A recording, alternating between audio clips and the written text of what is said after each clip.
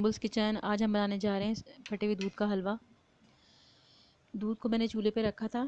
इसका ये देखें, इसका पनीर और ये अलग हो गया पानी बिल्कुल। इसके अंदर मैंने इलायची ऐड कर दी है कुटी हुई, 1/2 टीस्पून है। अब ये हल्की आंच पे बनता रहेगा। इसका पानी खुश करेंगे। ये देखें, इसको पक पक के साइडें इसकी कैसी हो गई हैं, बिल्कुल ब्राउन साइडें हो गई हैं।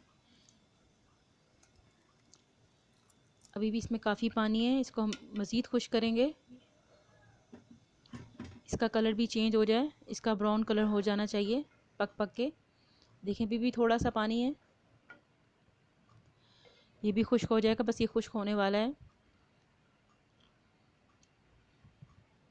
इस वक्त पे आप थोड़ी आंच तेज़ कर सकती हैं। इसका कलर चेंज हो गया है।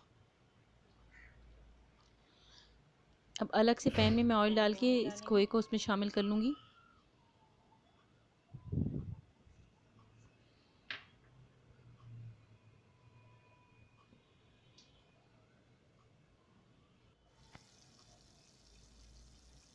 अब हम इसकी भुनाई शुरू करेंगे। मीडियम आंच के ऊपर से करेंगे, बिल्कुल दरमियानी आंच। साथ ही इसके अंदर चीनी भी डाल दी। आप चाहें तो इसके अंदर सूखा दूध और मज़ीद खोया भी शामिल कर सकती हैं, लेकिन ये वैसे भी बहुत अच्छा बनेगा, बहुत अच्छा बनता है।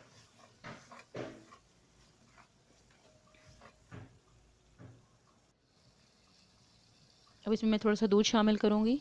ये ऑप्शनल है, आप डालना चाहें तो डालें।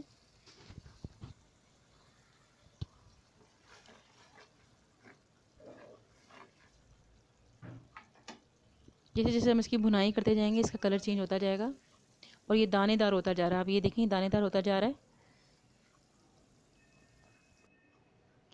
ये देखें, दानेदार हो गए, हमारा हलवा बन के तैयार हो गया। इसको हम निकालेंगे सर्विंग डिश में और बादाम पिस्तों से सजा लेंगे।